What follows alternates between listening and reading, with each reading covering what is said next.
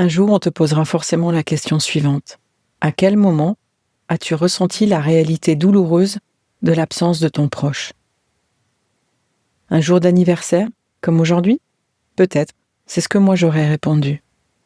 Je ne sais pas comment en parler, je ne sais pas si j'ai vraiment les mots qui veulent sortir. Je sais juste que je ne pouvais pas me taire aujourd'hui.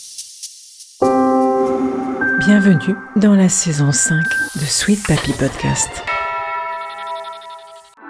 Et si je te disais que dans l'accompagnement de fin de vie de nos proches, il existe parfois des instants comme suspendus, où tu découvres une force en toi que tu ne soupçonnais pas.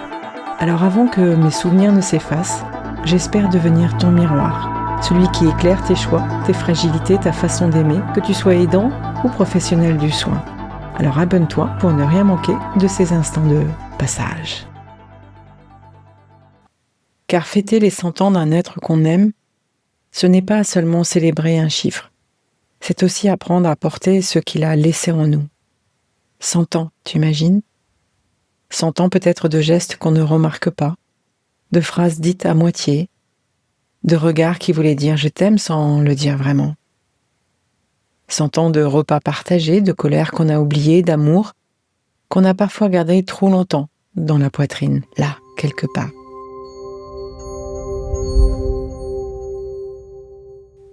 Et aujourd'hui, tout ça, ça ne se compte plus en années, ça se compte en traces, en milliers de traces qui jalonnent notre vie.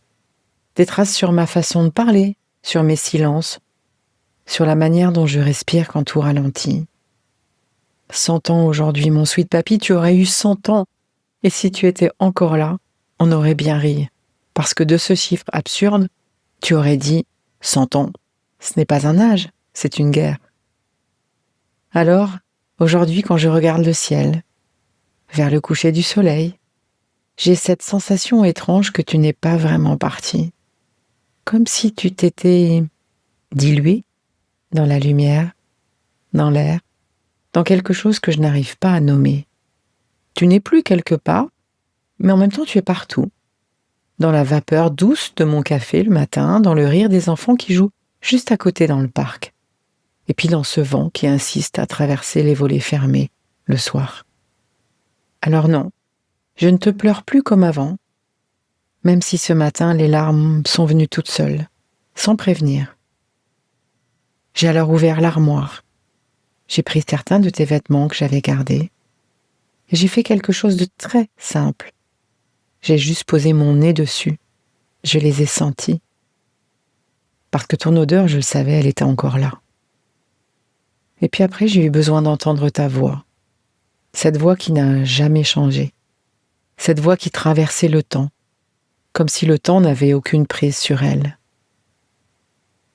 Alors j'écoute. Je t'écoute.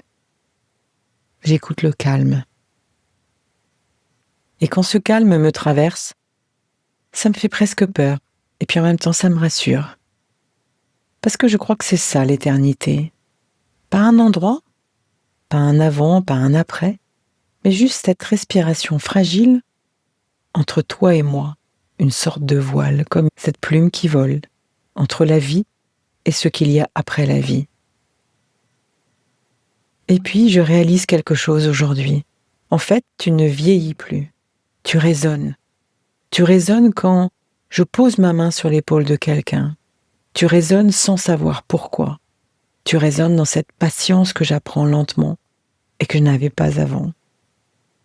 Tu résonnes aussi dans cette tendresse que j'ai longtemps tenue à distance et qui maintenant me traverse. Oui, tu aurais eu 100 ans. C'est aujourd'hui, le jour où je comprends ton message. Que le repos éternel, ce n'est pas une fin, c'est un retour. Un retour à la simplicité du souffle, une manière d'être là, même quand on n'y est plus. Et peut-être que le plus beau cadeau que tu m'as laissé, c'est ça. M'apprendre à m'arrêter avant de repartir. À me reposer vivante. Tu vois, sweet papy, je ne veux pas attendre ma mort pour apprendre à ralentir. Je veux aimer sans m'épuiser, vivre sans déborder, respirer sans me fuir. Parce qu'au fond, ton héritage, ce n'est pas le temps que tu as vécu, c'est la manière dont tu m'apprends encore à vivre. Et puis toi, Toi qui m'écoutes aujourd'hui, dis-moi sur mon autorépondeur, à quel moment as-tu ressenti la réalité douloureuse de l'absence de ton proche?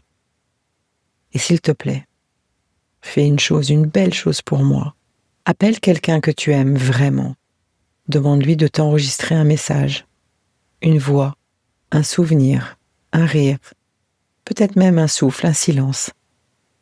Parce qu'un jour, ce sera cette voix-là qui te tiendra la main quand tout ralentira. Et toi, là-haut, tu m'entends allumer aujourd'hui encore tes 100 bougies? Bon anniversaire, mon sweet papy. Et si on crée ensemble aussi ta voix en héritage ou celle de ton proche? Tu le sais, la voix compte et parfois la transmettre change plus de choses qu'on ne l'imagine. À bientôt. Si cet épisode t'a touché, inspiré ou donné des pistes pour mieux appréhender les imprévus de la vie, je t'invite à aller plus loin. N'hésite pas à t'abonner à Sweet Papy Podcast pour ne manquer aucun des prochains épisodes, remplis bien évidemment de bienveillance et d'histoires inspirantes. Et puis partage s'il te plaît cet épisode avec quelqu'un qui pourrait en tirer des enseignements précieux.